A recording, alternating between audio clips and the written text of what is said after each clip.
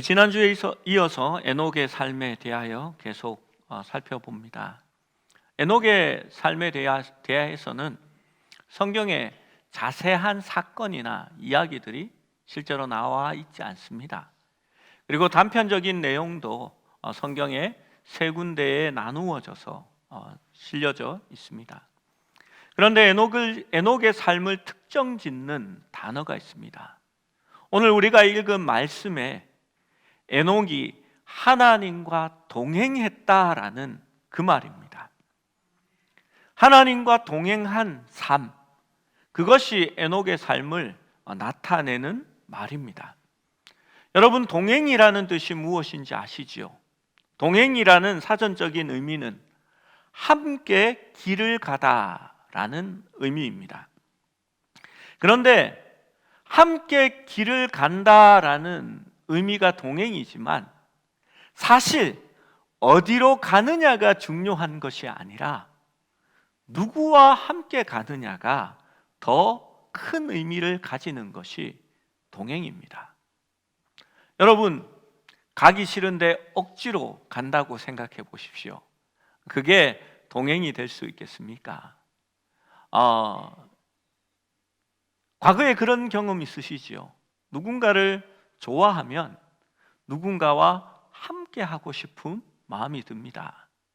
그러면 어디를 가느냐가 중요한 게 아니라 그 사람이 가느냐가 중요하게 됩니다. 우리가 어디에 놀러 가자 하면 여러분, 어디에 놀러 가는지는 관심이 없습니다. 내가 좋아하는 그 사람이 가느냐, 그렇지 않느냐에 관심이 있습니다. 그 자매가 간다고 하면 나도 가고, 그 자매가 안 간다고 하면 나는 안 갈 거야 라는 마음을 가지게 됩니다. 처음 사랑을 하게 되면요, 같이 있다는 것이 얼마나 좋은지 모릅니다. 그때는 함께 한다는 것에 큰 의미를 둡니다.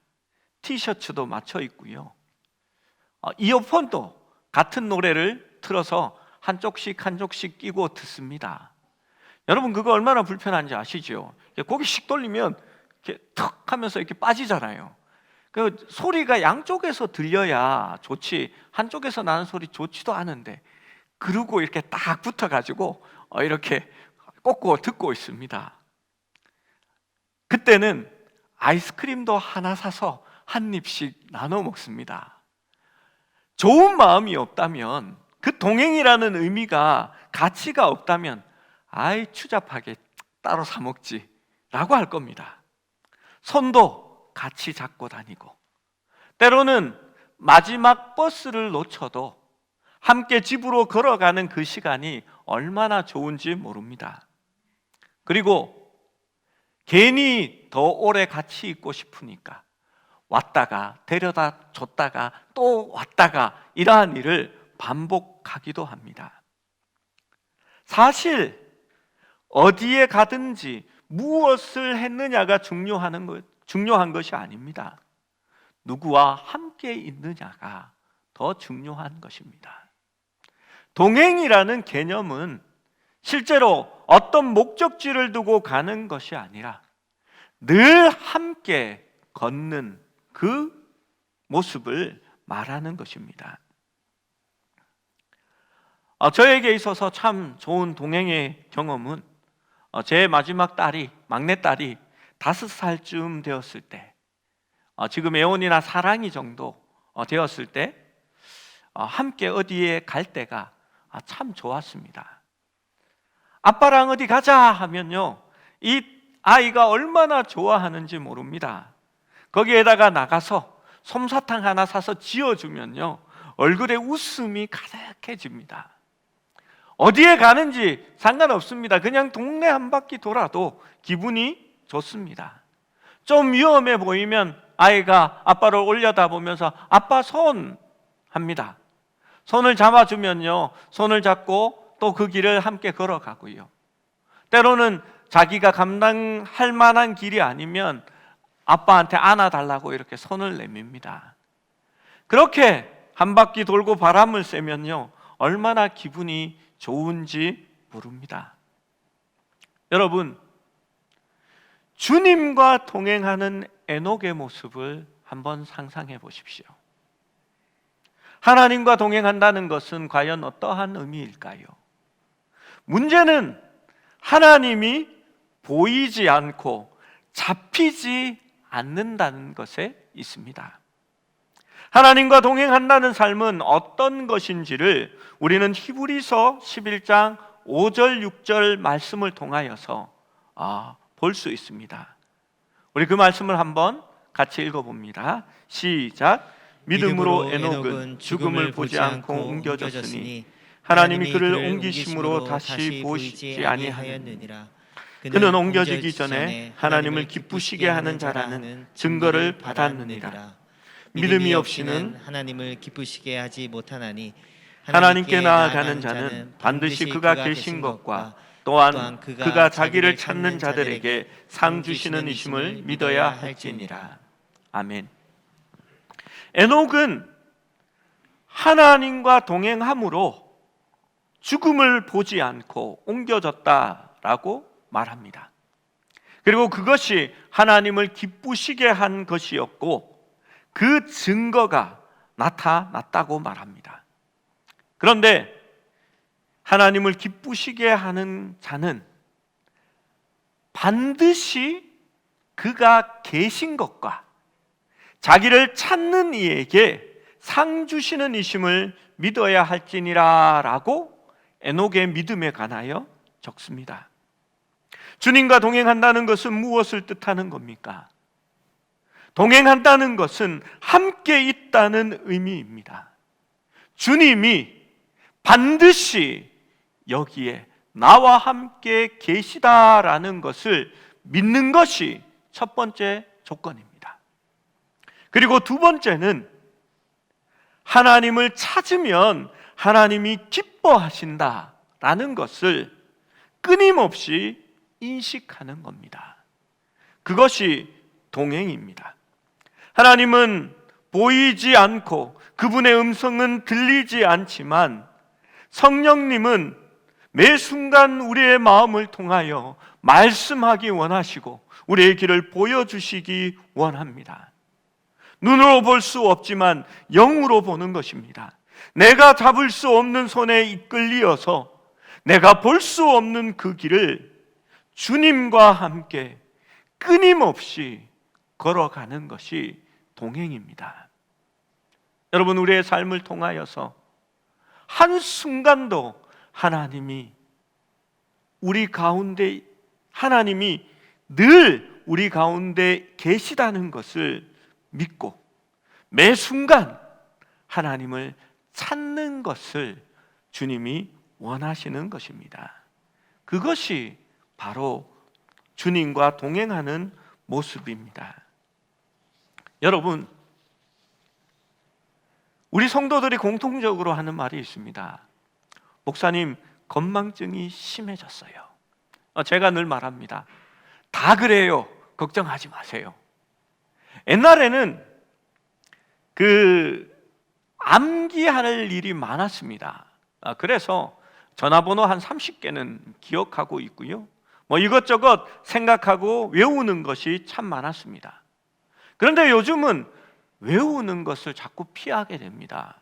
그래서 이제는 전화번호를 2-3개 정도밖에 모르고요.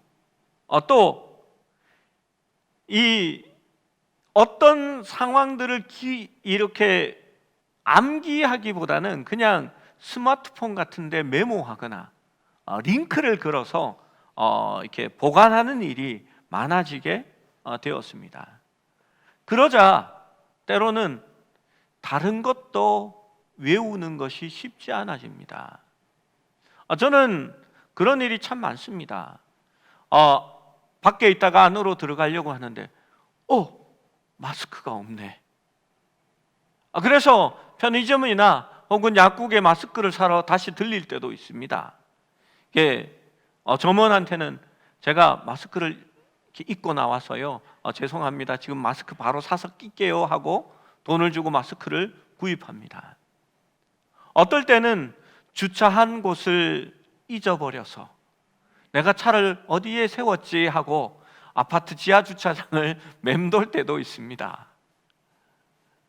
여러분, 그런데 그러한 금망증이 영적으로 주님께도 적용되지는 않습니까? 가끔씩 정신없이 다니다가 순간 내 지갑이 어디 갔지? 내 핸드폰이 어디 갔지? 라고 찾는 것처럼 어느 순간에 주님을 잊어버리고 내 삶에 있어서 주님이 어디로 갔는지를 찾고 계시지는 않습니까?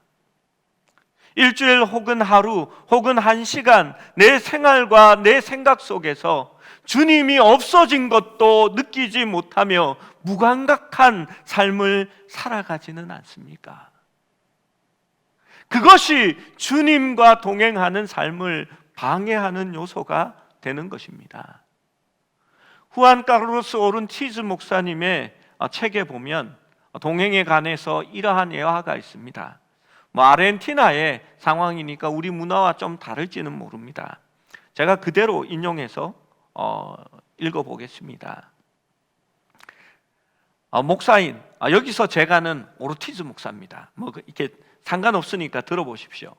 제가 여러분의 집을 방문한다고 해봅시다. 제가 여러분 댁에 찾아가서 문을 두드립니다. 그런데 아무도 문을 열어주지 않습니다.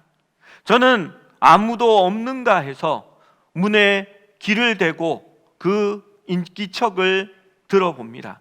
그런데 안에는 분명히 사람의 소리가 들립니다. 저는 혼자 중얼거립니다. 분명히 누군가 있는데 문을 열어주지 않는군요. 저는 문을 손으로 쾅쾅 두드려 보았습니다. 그런데도 열어주지 않습니다. 문이 열려있나 해서 혹시 하고 문을 열고 들어갑니다. 그런데 거기에 당신이 있었습니다. 그래서 제가 인사를 건넵니다. 안녕하세요. 하지만 당신은 응답하지 않습니다. 그 대신 부엌으로 가버립니다. 저는 부엌으로 당신을 따라갑니다. 저는 당신과 이야기를 하고 싶어서 왔는데요. 당신은 아무 반응이 없습니다. 그냥 무시하고 감자를 깎고 있습니다. 이번에는 은행에 당신이 갑니다. 나도 따라갑니다. 그런데 아무런 관심을 나에게 주지 않습니다. 가정에서 부부싸움이 났는데 내가 이야기를 건네도 듣지 않습니다. 여전히 당신은 나를 무시합니다. 당신은 마치 내가 있다는 것을 전혀 느끼지 못하는 것처럼 행동합니다. 주일이 되어서 당신이 예배당에 참석을 했습니다. 거기서 당신이 저를 보았습니다. 목사님, 안녕하세요. 목사님을 만나니까 참 기쁘네요. 라고 당신은 저를 오랫동안 보지 못했다는 듯이 행동합니다. 무슨 말씀이세요? 제가 묻습니다. 저는 일주일 내내 당신과 함께 있었는데요. 여러분, 무슨 말인지 아시겠습니까? 여기서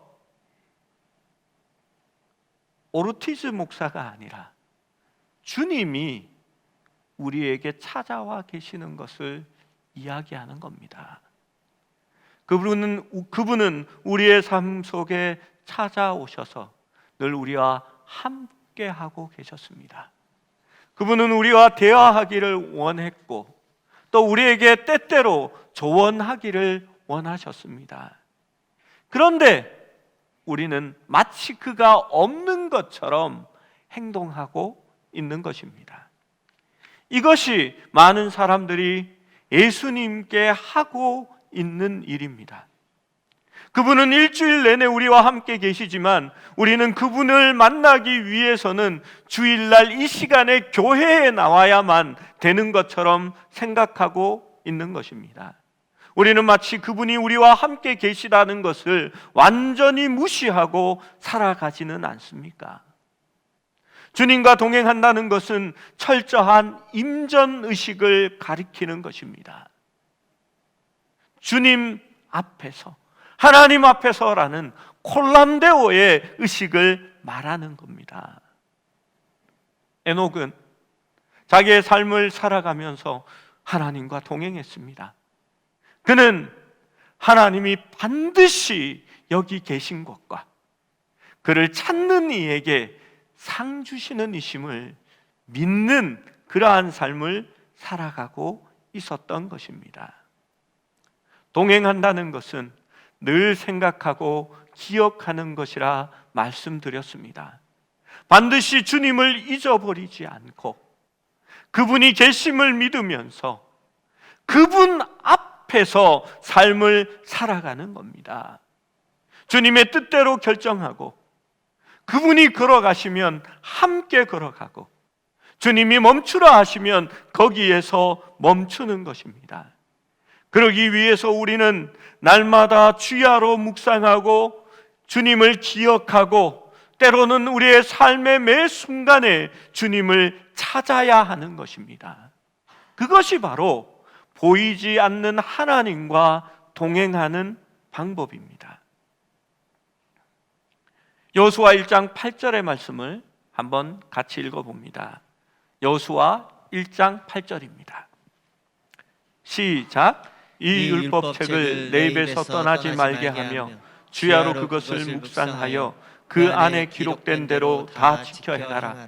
그리하면 내 길이 평탄하게 될 것이며 내가 형통하리라.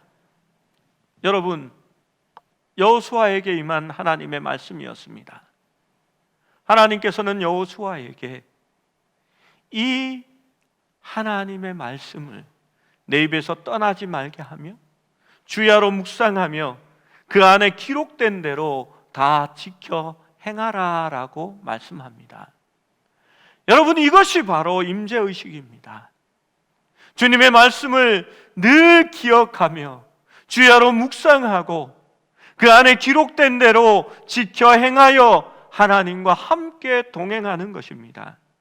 그리하면 내 길이 평탄하게 될 것이요 내가 형통하리라 라고 말합니다.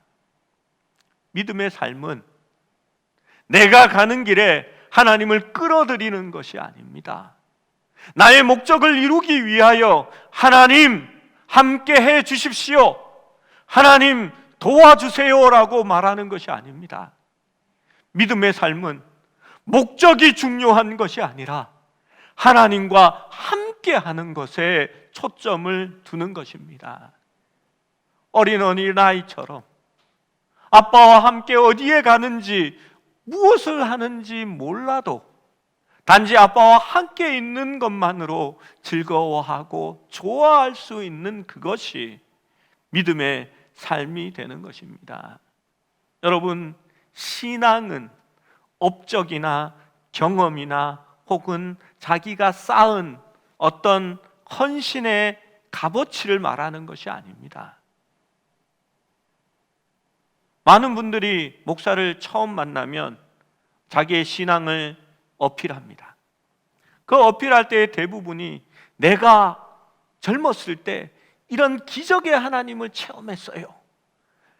나는요, 교회에 어떻게 섬기고 봉사했고 우리 교회가 어려울 때 얼마나 많은 헌금을 했는지 그러한 이야기들을 합니다. 그런데 제가 알고 싶은 것은, 제가 진짜 믿음이라고 생각하는 것은 과거에 무엇을 했느냐가 아니라 지금 내가 하나님과 얼마나 동행하고 있느냐를 알고 싶은 것입니다. 그것이 진짜 여러분의 믿음을 나타내는 겁니다. 시편 1편 2절에는 이렇게 말씀합니다. 복 있는 사람에 대하여 말씀하면서 2절을 읽어봅니다. 시작. 오직 여호와의 율법을 즐거워하며 그의 율법을 주야로 묵상하는도다. 여러분, 여호와의 율법을 즐거워하며 그 율법을 주야로 묵상하는도다. 여러분, 하나님의 말씀을 묵상하는 겁니다. 생각하는 겁니다. 주야로 항상 그렇게 한다는 겁니다. 그것이 바로 하나님과 하는 겁니다. 에녹의 승천으로 그는 하나님을 기쁘시게 하는 자라는 증거를 받았습니다. 믿음이 없이는 기쁘시게 못한다라고 하면서 그 믿음에 대하여 말씀하기를 하나님께 나아가는 자는 반드시 그가 계신 것과 자기를 찾는 이에게 상 주시는 이심을 믿어야 한다라고 말씀한 겁니다. 그리고 하나님은 에녹을 죽음을 보지 않고 데려가심으로 그에게 대하여 정말 내가 기뻐한 사람이라 라고 증거를 베풀어 주셨습니다.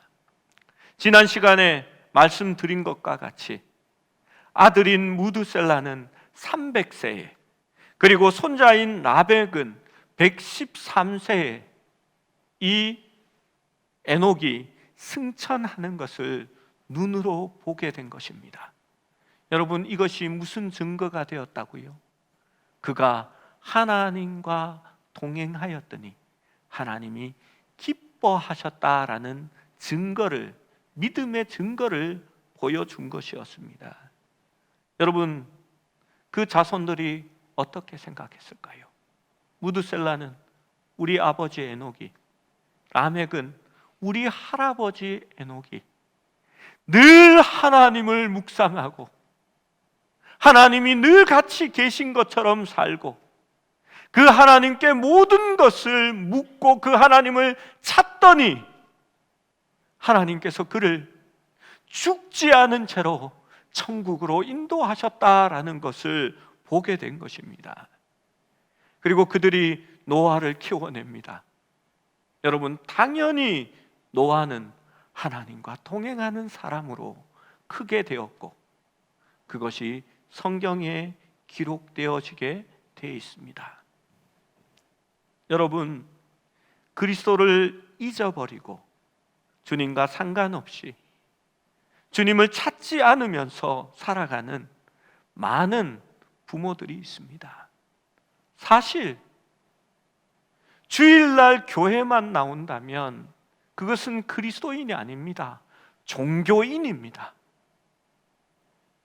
그리고 주님을 잊어버린 채로 살아가다가 주일날 예배 시간만 되면 멀쑥하게 차려입고 예배를 드리러 옵니다.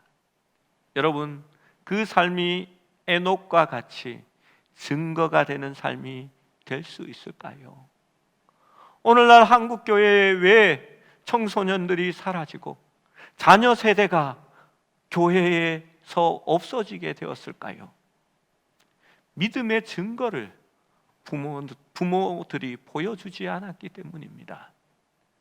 세상을 살아가면서 하나님이 기뻐하시는 것이 무엇인지 하나님과 동행하지 않고 하나님이 개입하실 어떠한 여지도 남겨주지 않고 하나님을 찾지 않고 살아가는 그 삶을 보면서 아이들이 믿음의 증거를 얻을 수 있겠습니까? 미가서 6장 6절에서 8절 말씀을 한번 찾아봅니다. 같이 읽습니다. 시작. 내가 무엇을 가지고 여호와 앞에 나아가며 높으신 하나님께 경배할까? 내가 번제물로 1년 된 송아지를 가지고 그 앞에 나아갈까? 하나님께서 천천의 수양이나 만만의 강물 같은 기름을 기뻐하실까? 내 허물을 위하여 내 맏아들을 내 영혼의 죄로 말미암아 내 몸에 열매를 드릴까? 잠깐만요. 하나님을 기쁘게 하는 것, 하나님께 나아갈 때에 무엇을 드릴까? 하나님이 무엇을 좋아하실까? 송아지를 가지고 갈까? 천천의 수양이나 만만의 기름을 드릴까? 허물을 위하여 내 맏아들이나 아니면 내 몸의 열매로 하나님 앞에 그것을 드릴까? 하나님이 그것을 기뻐하실까 고민할 때에 하나님이 결론을 내려줍니다. 8절의 말씀입니다. 8절 같이 읽습니다. 시작. 사람아, 주께서 선한 것이 무엇임을 내게 보이셨나니 여호와께서 내게 구하시는 것은 오직 정의를 행하며 인자를 사랑하며 겸손하게 내 하나님과 함께 행하는 것이 아니냐. 마지막 부분을 보면 to walk humbly with your God 이라고 말합니다. 내 하나님과 겸손하게 함께 걷는 것이 아니냐, 동행하는 것이 아니냐라고 말합니다. 여러분, 하나님이 기뻐하시는 것은 천천의 수양이나 만만의 강물 같은 짐승의 기름이나 혹은 우리의 태의 열매나 혹은 다른 것들을 기뻐하시는 것이 아니라 하나님과 삶 속에서 겸손하게 동행하는 것을 기뻐하신다라고 말합니다. 여러분, 가인과 아벨을 통하여 삶의 예배가 얼마나 중요한지를 우리는 창세기의 말씀을 통해서 보았습니다. 삶의 예배는 하나님과 동행하는 것을 의미하는 것입니다. 여러분, 큐티를 합니다. 큐티는 날마다 하나님의 말씀을 보게 하는 겁니다. 그리고 그 큐티 가운데서 우리의 삶에 적용한 것을, 그리고 내가 행한 것을 우리는 큐티 모임을 통해서 나눕니다. 왜 그렇게 정했을까요? 왜냐하면 하나님이 그 삶을 기뻐하시기 때문입니다.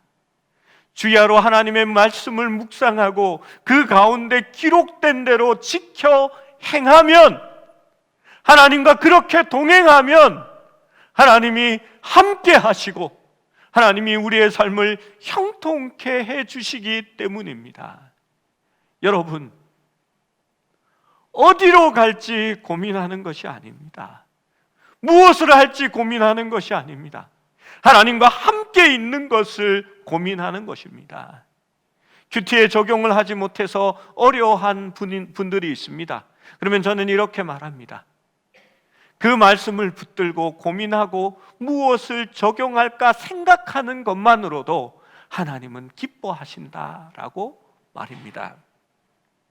여러분, 동행에는 기다림과 인내가 필요합니다.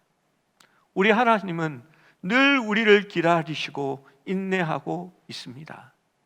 그런데 우리는 그 하나님을 자주 잊어버리는 것입니다. 동행이라는 것이 함께 있어도 쉽지 않습니다. 왜냐하면 진도와 속도가 맞아야 하는 거거든요. 제가 이렇게 설교를 하면 저희 아버지 어머니께서 늘 이렇게 방송으로 나중에 찾아서 들으십니다. 그런데 저희 아버지와 어머니를 보면 동행이 안 되는구나 라고 생각을 합니다. 저희 아버지 엄청 급하시거든요. 아침에 뒷동산에 운동을 하신다고 두 분이 같이 나서시잖아요.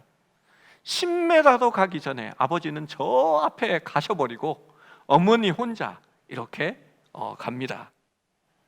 식당에 가면 이렇게 예전에 그 가족들이랑 함께 식당에 간 적이 있는데요. 먼저 식당에 다 앉지요. 그리고 패밀리 레스토랑이면 이렇게 뭐 샐러드 바 이용할 돈을 먼저 지불하고 이제 기도하고 식사하러 음식 풀어 갑시다 하고 이제 흩어지는데 저희 아버지가 안 보입니다. 니네 아버지 어디 갔냐? 모르겠는데요.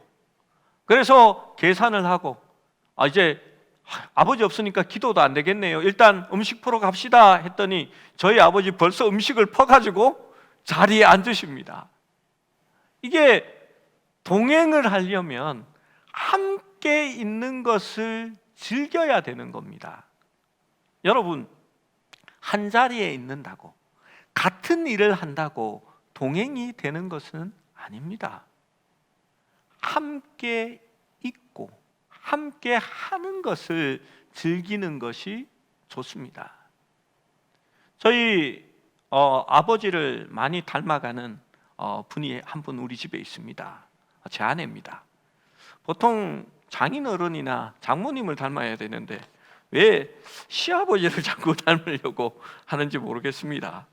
제가 한 가지 이렇게 핀잔을 주자면 저희 아내는 함께 있는 것보다 능률 위주의 삶을 추구하는 사람입니다. 이마트나 뭐 코스트코에 장을 보러 가잖아요. 그러면 들어가자마자 헤어집니다. 아내는 자기는 물하고 계란하고 뭐 하고 사서 저쪽으로 돌아와 하고는 아내는 사라집니다. 그리고 제가 그것을 담아서 이렇게 끌고 가면 한아름 안고는 이렇게 와서는 시간을 아꼈다고 좋아합니다. 사실 제가 원하는 그림은 그게 아니라 다른 부부들처럼 카트를 이렇게 끌고 가면서 함께 나란히 걸으면서 이야기를 하고, 자기야 저거 담아 하면 이렇게 들어서 담고, 저거 우리 살까 말까? 뭐 이런 것을 원하는, 그게 장복이지. 뭐 하나 이렇게 살려고 물어보려고 하면 없어. 그리고 찾으려고 하면 사라졌어요. 그리고 우리는 마트 안에서 자주 전화를 합니다. 자기 어디 있어? 나 여기 쌀 파는 데 앞에. 그래? 그러면 나는 그 앞에 있는데 찾으러 갈게. 늘 이런 대화가 이루어집니다. 여러분, 같은 장소에 있다고 해서, 같은 일을 한다고 해서 동행은 아닙니다. 곁에 있어야 합니다. 그리고 늘 물어봐야 합니다. 보이지 않는 하나님과 동행하려면 하나님이 반드시 나와 함께 계시는구나라는 것을 알아야 하고요. 우리의 삶의 어떤 일을 결정할 때마다 하나님, 내가 이걸 하면 기뻐하실까요? 하나님 성령님을 통하여, 말씀을 통하여 그것을 알려주십니다. 실제로요. 예수님도 말씀하셨습니다. 너희가 어디로 갈 때 말할 것을, 무엇을 말할까 걱정하지 말아라. 내가 너에게 말할 것을 알려주겠다라고 말씀합니다. 여러분, 준비가 아니라 함께 하는 것이 중요하기 때문입니다. 여러분, 성경은 이렇게 말합니다. 하나님과 함께 하면 어디로 가든지 내가 형통할 것이며 내 길이 평탄하게 될 것이다 라고 말합니다. 여러분, 장소가 중요한 게 아닙니다. 여러분, 목적이 중요한 게 아닙니다. 하나님과 함께 하고 있는데 어떻게 우리가 가는 길이 평탄하지 않으며 우리의 삶이 형통하지 않겠습니까? 시편 1편 3절에는 이렇게 말합니다. 그는 시냇가에 심은 나무가 철을 따라 그 열매를 맺으며 그 잎사귀가 마르지 아니함 같으리로다. 같으니 그가 하는 일이, 그가 하는 모든 일이 다 형통하리라 라고 말합니다. 그렇습니다. 주야로 하나님의 말씀을 묵상하고 그것을 말씀대로 지켜 행하는 자는 철을 따라 있어야 할 때 항상 필요한 것이 있게 된다는 겁니다. 그리고 시들지 아니한다고 말합니다. 하는 모든 일이 형통하게 될 것이라 라고 말합니다. 무엇 때문입니까? 하나님과 동행하기 때문입니다. 하나님은 이스라엘 백성들과 동행하시기를 원했습니다. 하나님은 그 백성들과 40년 동안 여행을 시작하셨습니다. 이 이스라엘 백성들이 이집트에서 나와서 광야를 지나갈 때에 그들은 아이들과 짐과 짐승들을 데리고 여행을 시작하고 있습니다. 여러분, 어느 정도의 속도로 가고 있었을까요? 학자들은 이스라엘 백성들이 시속 2km 정도의 속도로 진행했다라고 말합니다. 이 속도감이라는 게요, 진짜 답답하거든요. 내가 빨리 갈 수 있는데 함께 가는 사람이 안 따라오면 이게 불편합니다. 그렇죠? 우리 하나님을 생각해 보십시오. 공간을 초월하시는 하나님, 여기와 저기가 순식간에 옮겨 다니시는 하나님께서 이스라엘 백성들과 동행하기 위해서 그 느리고 느린 속도를 인내하시면서 함께 걸어가고 있습니다. 하나님은 그것을 원하셨습니다. 그것을 기뻐하시기 때문에 그렇게 하시기를 원하셨던 것입니다. 하나님은 기다리십니다. 하나님은 인내하십니다. 하나님은 포기하지 않습니다. 그런데도 이스라엘은 늘 하나님을 잊어버리고 불평불만하며 하나님 앞에 반항을 합니다. 여러분, 에녹과 같은 삶을 살아보고 싶지 않으십니까? 우리의 자녀들이 볼 때 우리 아빠 엄마는 하나님과 동행했어요.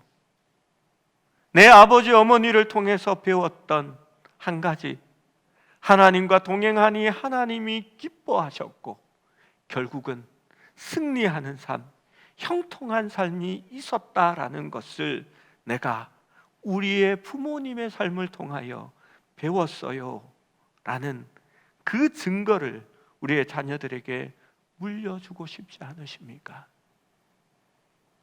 여러분, 한국교회의 부흥은 프로그램에 있지 않습니다. 어떤 행사에 있지 않습니다. 우리의 삶의 회복에 있습니다. 우리가 늘 하나님과 동행하고 우리의 삶 가운데서 늘 하나님이 함께 계시다는 것을 날마다 인식하고 매 순간순간에 하나님을 찾고 하나님께 기도하면 그것이 우리의 삶의 증거가 되어질 것이고 그것이 우리 교회가 다시 일어서는 방법이라고 생각합니다. 여러분, 동행한다는 것은요, 주님을 알아가고 주님을 배우는 방법입니다. 예수님께서는 사람들을 자기의 제자로 삼으셨고 3년이라는 시간 동안 함께 먹고 함께 자며 함께 이야기하고 그들과 함께 동행하는 방법을 취하셨습니다. 그리고 제자들은 주님을 닮아가는 사람으로 세워지게 된 것입니다. 여러분, 저는 그러한 면에서 내년에도 이 표현을 다시 가지고 갈까 합니다. 주님과 동행하면서 주님의 형상을 우리가 닮아가는 겁니다. 오직 믿음으로 성령님과 동행하고 그리고 해산의 수고를 함께하는 삶, 어떤 수고입니까? 기다려주고 인내하고 함께 해주는 그 수고가 우리에게 필요한 줄로 믿습니다.